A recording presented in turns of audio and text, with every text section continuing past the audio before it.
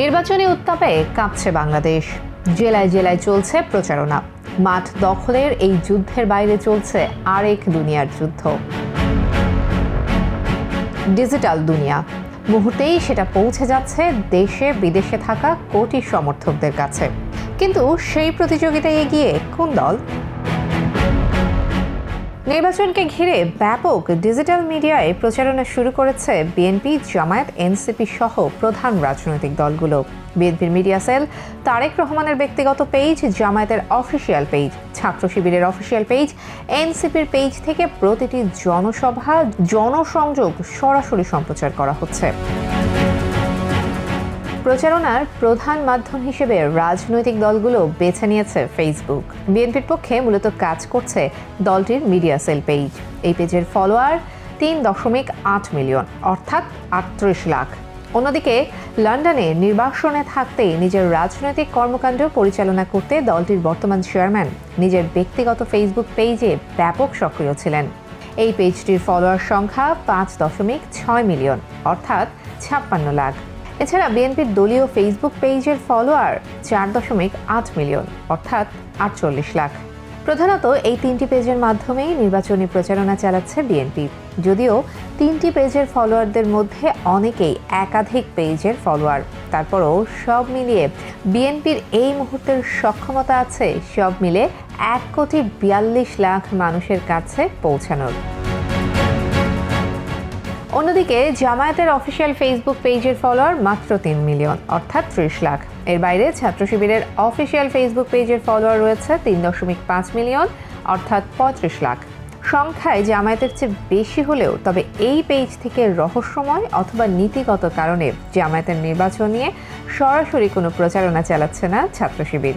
তবে তারা ছাত্র রাজনীতি বিষয়ে পোস্ট করে যাচ্ছে। এদিকে জামায়াতের জোটে থাকা নতুন রাজনৈতিক দল এনসিপির পেজে ফলোয়ার আছে 1.5 মিলিয়ন, অর্থাৎ 15 লাখ। তারা জাতীয় নির্বাচনে নিজেদের প্রার্থীদের প্রচারণার পাশাপাশি জামায়াতের সাথে জোটবদ্ধ কর্মসূচিগুলো তাদের পেজে প্রচার করছে। জোটের আরেক শরিক এবি পার্টির নেতারা টকশোগুলোতে সোচ্চার থাকলেও ফেসবুকে তাদের ফলোয়ার মাত্র 1,66,000। জোটবদ্ধভাবেই তাই জামায়াতের 10 দলীয় জোটের ফেসবুক ফলোয়ার রয়েছে 81,66,000, যা বিএনপির চেয়ে 60,34,000 কম। অন্য সোশ্যাল মিডিয়া কাদের দখলে? ফেসবুকে রাজনৈতিক দলগুলো সক্রিয় হলেও ইউটিউব, টিকটক, এক্স, লিঙ্কডইন সহ অন্যান্য প্ল্যাটফর্মে তারা বেশ দুর্বল। অথচ সচেতন তরুণ ভোটারদের কাছে এসব প্ল্যাটফর্মও বেশ জনপ্রিয়। ইউটিউবে বিএনপির পেজের সাবস্ক্রাইবার 2.83 মিলিয়ন, অর্থাৎ 28,30,000। পেজটিতে 17,000 ভিডিও আপলোড করা হয়েছে। অন্যদিকে জামায়াতের ইউটিউব পেজে ফলোয়ার আছে মাত্র 6,78,000, আর ভিডিও আপলোড করা হয়েছে 2,000। তরুণদের কাছে জনপ্রিয় ইনস্টাগ্রামে বিএনপির ফলোয়ার আছে 1,29,000, আর জামায়াতের আছে মাত্র 45,300 ফলোয়ার।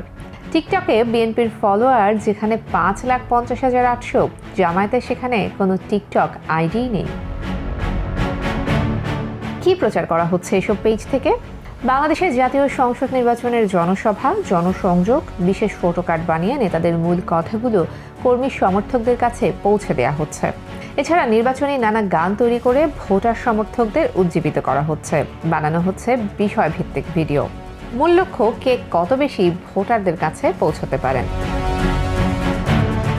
কে কত ফলোয়ার বাড়াবেন, কত দ্রুত নিজেদের বক্তব্যগুলো পৌঁছে দেবেন ভোটার সমর্থকদের কাছে, সেটা নিয়ে চলছে ব্যাপক তোড়জোড়।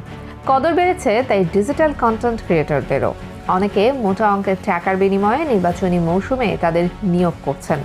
এছাড়া ব্যক্তি উদ্যোগেও প্রত্যেক প্রার্থী নিয়োগ দিচ্ছেন ডিজিটাল মিডিয়া ম্যানেজার, যিনি কাজগুলো ফলো করে প্রচার করছেন সামাজিক যোগাযোগ মাধ্যমে।